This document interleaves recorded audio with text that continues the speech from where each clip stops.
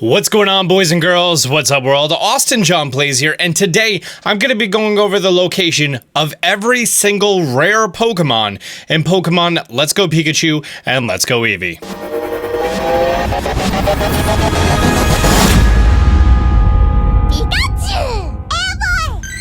Now, there are two different categories here for rare Pokemon. Rare Pokemon consist of anything that's going to be of a low percent to spawn in an area, and it's going to be a Pokemon that isn't supposed to spawn in the area, but somehow, via magic, totally can. For sake of this video not being a half hour long, I'm going to be going over first all of the Pokemon that's supposed to spawn in areas, however they have an extremely low percent. What I mean by that is, right here I have Muck's Pokedex up, and it literally just says somewhere over here in Cinnabar Island. I'm going to be telling you exactly the percent and exactly where you can find Pokemon like that, and then I will be going over the extremely rare Pokemon that don't supposed to spawn in areas, like Lapras, for example.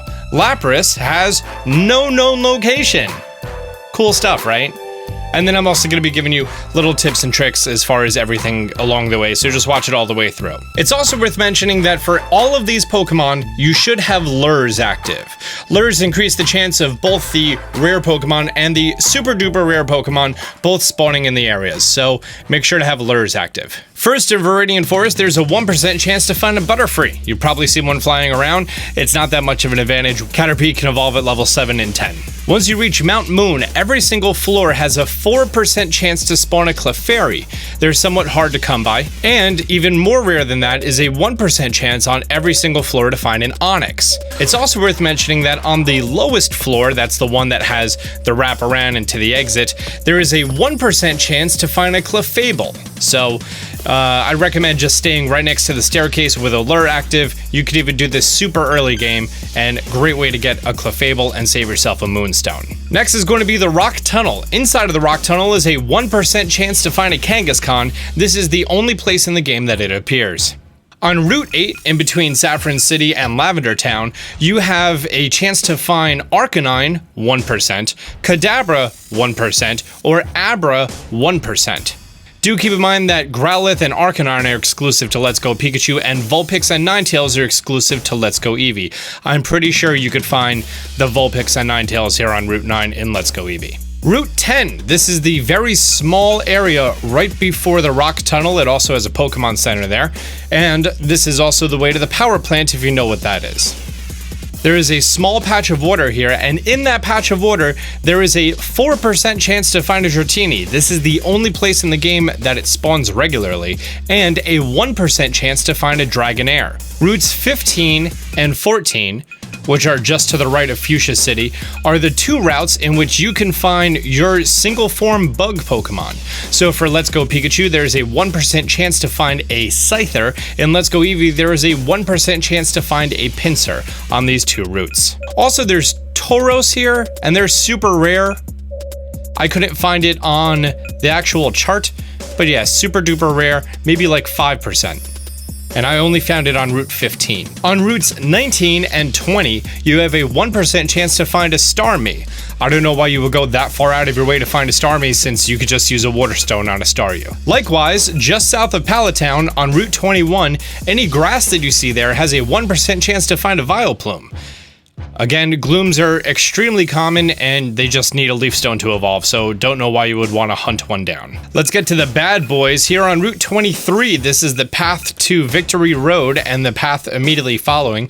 However, there's no grass after it, so just before Victory Road, Route 23, there's going to be patches of grass there. Those patches of grass have a 1% chance for Nidoking, Nidoqueen, and Executor. This is also the only place that you can find Execute. I recommend just grabbing Execute and a Leaf Stone instead of going for that 1% Executor. However, Nidoking and Nidoqueen, catching those is going to save you a Moonstone, so that might be a good idea. They're a pretty limited supply in this game. In Cinnabar Island's Pokemon Mansion, there is a 1% chance to find Ditto on every floor. However, he's 10% in the basement, and on every floor is a 5% chance to find Muck in Pokemon Let's Go Pikachu, and a 5% chance to find Weezing in Pokemon Let's Go Eevee. However, the Grimers and the Coughings that you're finding are fairly close to their evolution level, so I wouldn't worry about it too much. Last note from Cerulean City, there's the Cerulean Cave. It doesn't appear on the map. Cerulean Cave on the lowest level has a 1% chance to spawn a Poliwrath. Again, Poliwhirls are very easy to come by and they just need a water stone. It is worth mentioning that Cerulean Cave is the only place that you can find a Licking Tongue. Whatever. Let's talk about your super duper rare Pokemons, and I'm going to go over them in order of their Pokedex. First is going to be Bulbasaur. Bulbasaur have an extremely slim chance to spawn a Viridian Forest. However, because the spawn table is so large for a Viridian Forest, meaning that many Pokemon can be on the screen at the same time, it's a little easy to come by. Do keep in mind, you need a lure active for any of these super rare Pokemon. Charmander have an extremely rare chance to spawn on Route 3, that's right after Pewter City, Route 4 on both sides of Mount Moon, and inside of the Rock Tunnel. Charizard is literally everywhere. Once you're in postgame, you get the ability to fly with one of your companion Pokemon by riding a Charizard, Dragonite, or Aerodactyl. And if you're riding these Pokemon, you can be up in the air and you can encounter wild Charizards. They're literally every route. I'm not gonna go over them. Like every single time that there's a route, like I found them just north of Pallet Town on Route 1. They're literally everywhere. Same goes for Dragonite. I'm gonna mention that later too. Squirtle has an extremely slim chance to spawn in the water on Route 24, the water on Route 25, and at Seafoam Island. As you know, in Saffron City, there is the Pokemon Fighting Dojo. I sometimes call it a gym because that's pretty much what a dojo is. There is a dojo here, and after completing it, you get your choice of Hitmonchan or Hitmonlee. However, both of them can be encountered in the wild just south of Victory Road on Route 23. The same patch of grass that has a 1% chance of Nidoking, Nidoqueen, and Executor, so good luck with that. You may actually want to go here, and whichever one of those that you encounter first, you then catch, and then choose the one that you want in Saffron City. Chansey is also literally everywhere. Everywhere after Route 5, after you leave Cerulean City, every single route, there is a chance in the grass you're gonna find Chanseys. You're not gonna have trouble finding one. You're not here for Chansey. Lapras. There is a gift Lapras in Saffron City after you complete the Silphco event. However, you can also find them in the wild on Route 19 and Route 20. I actually have one spawn right next to Cinnabar Island for me. Pretty neat. Speaking of the Silphco event, after completing it, if you head left to the Pokemon Center, there's a man with a Porygon. He gives you that. Or you can find a wild Porygon on Route 7.